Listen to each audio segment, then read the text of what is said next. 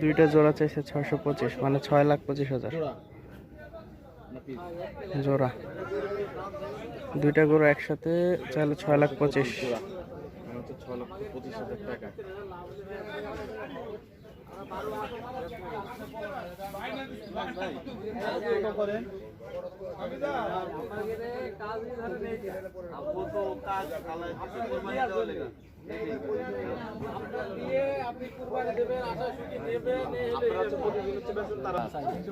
সব বাদ দিয়ে আমি এখন